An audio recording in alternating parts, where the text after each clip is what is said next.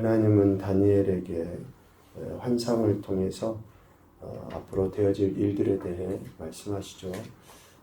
이것은 하나님께서 역사의 주관자이시다 라는 것을 스스로 나타내 보이심입니다. 그런데 택한 백성들은 하나님께서 역사를 주관하시는 그때에 고통이 있게 된다라는 것이죠. 그러니까 하나님의 역사하심 속에 택함받고 백성이 되었다 그러면 우리는 또 전혀 문제도 없고 고통도 없고 그럴 거라고 여겨요. 그런데 하나님의 나라를 대적하는 세력은 처음부터 있어 왔죠. 그렇기 때문에 택함받은 백성이라 할지라도 고통을 당하기는 합니다. 그러나 그 백성들의 삶을 인도하시고 책임지시는 하나님께 대한 믿음이 그런 환난을 이기게 하고 오히려 그 안에서 참된 평안과 강건함을 얻게 한다라는 것이죠.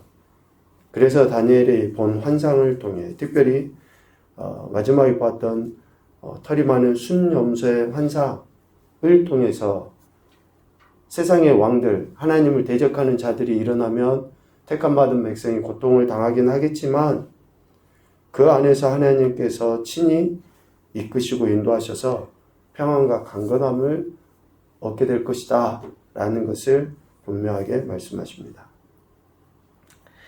세상의 왕은 힘의 논리가 지배하는 왕들이죠. 그래서 여러 왕들이 일어나긴 하죠.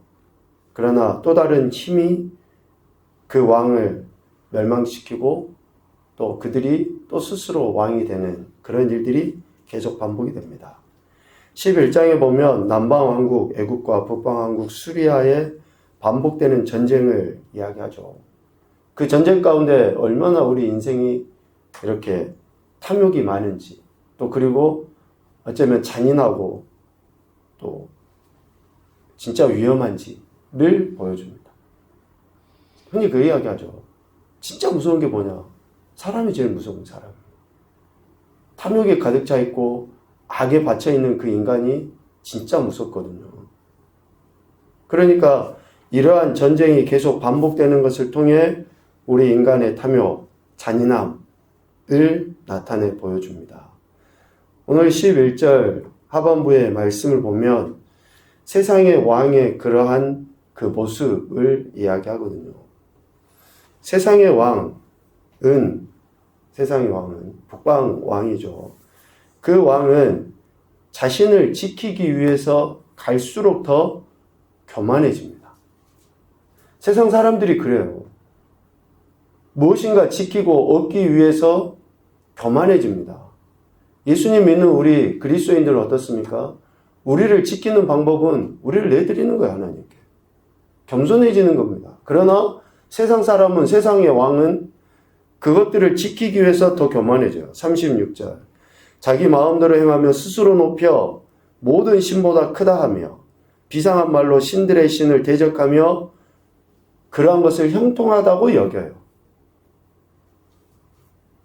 여기서 비상한 말은 놀라운 말, 기이한 말, 이해하기 어려운 말이죠. 이런 말들의 끝이 뭡니까? 신성모독의 말이에요. 신성모독의 말. 이러한 말로 자신을 하나님과 동등한 위치로 인식을 해요. 그러니까 이런 그 교만함, 어쩌면 신적 교만이죠. 자신을 하나님과 똑같이 여기는. 그래서 이런 교만은 하나님을 대적하는, 궁극에는 적그리스도이겠지만 세상의 왕, 죄인된 우리 인생의 모습입니다. 그래서 우리는, 죄인들은 그렇게 자신을 지키기 위해서 교만해지죠, 더. 37절에도 이야기합니다. 모든 것보다 스스로 크다 하고 조상들의 신들과 여자들이 흠모하는 것을 돌아보지 아니하며 어떤 신도 돌아보지 아니한다 이야기하죠. 얼핏 들으면 좋은 것 같아요. 스스로 크다고 한다 그렇게 여기지만 조상들의 신들이나 여자들이 흠모하는 그러한 신들도 돌아보지 않고 어떤 신도 믿지 않는다. 그런데 이 말의 의미는 뭡니까? 그가 가진 그 교만함이 하나님을 대적하기 때문에 인간이 섬기는 그 어떤 신도 신으로 취급하지 않는 거예요. 자기가 신이고 자기가 믿고 있는 것이 전부라고 여기기 때문에 그렇습니다. 여타의 신들에 대한 숭배의 필요성을 못 느껴요. 자기가 신이니까. 세상의 왕이 가진 그 교만함이 하나님을 대적하죠. 그래서 인간이 섬기는 그 어떤 신도 신으로 여기질 않아요. 세 번째로 보면 38절에 이야기합니다. 하나님이나 다른 여타의 신은 신으로도 여기지 않죠. 그런데 더 강력한 신, 조상들이 알지도 못하던 그런 신에게는 자기가 갖고 있는 금, 은, 보석, 보물들을 갖다 바치면서 공경해요. 그러니까 다른 여타의 신들은 신으로 여기지 않으면서 자기가 신으로 여기는 것에는 완전히 모든 것을 다 바쳐서 그것을 공경하는,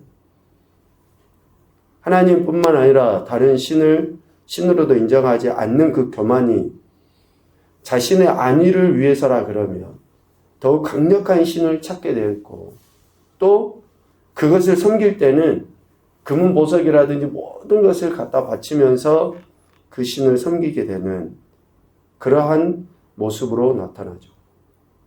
이처럼 세상의 왕은 자기 마음대로 세상을 이렇게 할 수 있다라고 여겨요. 착각한 거죠. 실질적으로 우리 인간의 가장 원초적인 모습이라고 해도 틀리질 않아요. 그 교만함이. 그래서 우리는 교만에 빠지기 쉬운 존재입니다. 그 교만은 반드시 무너지게 되어 있고 떨어지게 되어 있습니다. 그렇기 때문에 우리 안에 교만이 싹트지 않도록 늘 우리 자신을 되돌아봐야죠. 북방의 왕은 이처럼 자기 자신을 지키기 위해서 교만이라는 것을 도구로 씁니다. 또 이러한 세상의 왕은 적 그리스도를 상징하죠. 궁극적으로 종말의 때에 적 그리스도를 상징합니다. 세상의 왕은 이방신을 힘입어서 자신을 크게 하려 하는 거죠. 그래서 견고한 산성들을 점령하고 자신을 알아봐주는 사람들을 이렇게 그들에게 다 모든 것들을 주고 또 그들에게 뇌물도 받고 땅도 나눠주고 하는 거예요. 39절에 보면 자기 마음에 드는 사람에게는 잘해줘요. 참 우리 인간이 어리석죠. 이게 어쩌면 당연한 것이에요. 그런데 자기가 기준이 되고 자기가 하나님의 자리에 있으니까 그래요. 내게 잘해준 사람의 문제가 아니라 옳은 것을 하는 사람에 대해 진리를 수행하는 사람들에 대한 태도를 우리는 바르게 보여야 되거든요. 내 입맛에 맞으면 좋은 사람이고 괜찮은 사람이고, 내 입맛에 맞지 않으면 아무리 진리를 이야기하고 바른 것을 한다 할지라도 저 사람은 틀린 사람이고, 특별히 지도자가 그렇게 돼서는 안 되거든요. 왕은, 권위자는 내가 기준이 되어서는 안 돼요. 그러다 보니까 사람을 제대로 쓰지를 못하는 거죠. 이렇게 가까운 사람들만 쓰려고 하고 나를 이해해주는 사람만 쓰려고 하는.